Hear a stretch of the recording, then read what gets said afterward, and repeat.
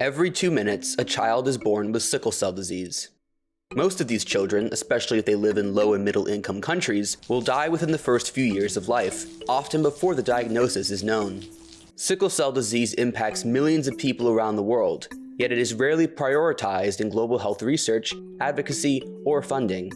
Sickle cell disease is a genetic blood disorder that affects hemoglobin, the protein inside red blood cells that carries oxygen to tissues throughout the body. In a healthy person, red blood cells are round and flexible, allowing for smooth travel through small blood vessels and effective transportation of oxygen to where it is needed. In a person with sickle cell disease, however, many red blood cells are crescent-shaped, like the farm tool known as a sickle. These sickled red blood cells are hard, sticky, and inflexible. They are unable to travel through the bloodstream efficiently, often getting stuck and slowing or blocking the delivery of oxygen. Compared to a healthy red blood cell, which has a lifespan of 120 days, sickled cells only live for 10 to 20 days, resulting in anemia, a shortage of red blood cells in the body. One of the most common and debilitating symptoms of sickle cell disease is sudden intense episodes of pain caused by the lack of oxygen. This significantly impairs the daily life of sickle cell patients since they may need frequent hospital visits for pain management. Sickle cell disease can and does affect all parts of the body. Stroke, increased risk of infection, and chronic damage to the heart, kidneys, and lungs are just some complications from the disease. Sickle cell disease is caused by a single genetic mutation that affects hemoglobin.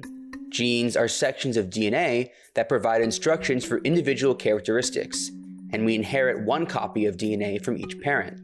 For recessive conditions like sickle cell disease, 2 abnormal copies of the gene are needed to pass down the disease. A person with only one copy of the abnormal gene has the sickle cell trait and is a carrier of the disease. Although they have no symptoms, they run the risk of passing down the gene to their children. When each parent carries one copy of the abnormal gene, there's a 1 in 4 chance that their child will have sickle cell disease. Why does this mutated gene continue to persist in the gene pool if it has such dangerous effects? The sickle cell mutation spread generations ago as a protective adaptation against malaria. Individuals with sickle cell trait have slight differences in the red blood cells that prevent severe malaria and provides a survival advantage. Malaria is common near the equator, and for this reason, many people with the sickle cell trait have genetic origins from this region of the world. Sickle cell disease affects India and sub-Saharan Africa the most. In these areas, as much as 25% of the population can pass down the disease. There are simple and effective ways to prevent sickle cell disease and treat most of its complications. Because symptoms can begin as early as the first year of life and are often fatal, the first step is diagnosing sickle cell disease early. While newborn screening is common in high-income areas, it is not available to low-income regions, such as sub-Saharan Africa and India. As a result, many children die from complications that are unknowingly caused by sickle cell disease and thus not accounted for in global health statistics. Starting medication immediately can reduce nearly all the symptoms associated with the disease and increase life expectancy. Hydroxyurea is an inexpensive and effective medication for sickle cell disease that increases the quantity of fetal hemoglobin. As a result, red blood cells are bigger, rounder, and less likely to form into the sickle shape. Despite these solutions, newborn screening and hydroxyurea are not available for most people born with sickle cell disease because sickle cell disease is not considered a global health priority. Programs around the world have focused more on preventing and treating other conditions, such as HIV and tuberculosis, leaving sickle cell disease invisible within the global health landscape. In the field of science, however, sickle cell disease has increased in visibility with the rise of new scientific advancements.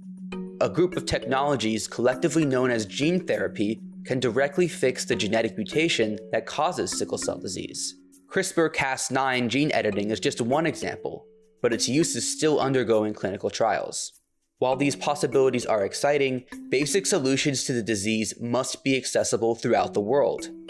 Sickle cell disease first needs to be recognized and prioritized as an important global health problem with collaboration from governments, health organizations, industry, and academia.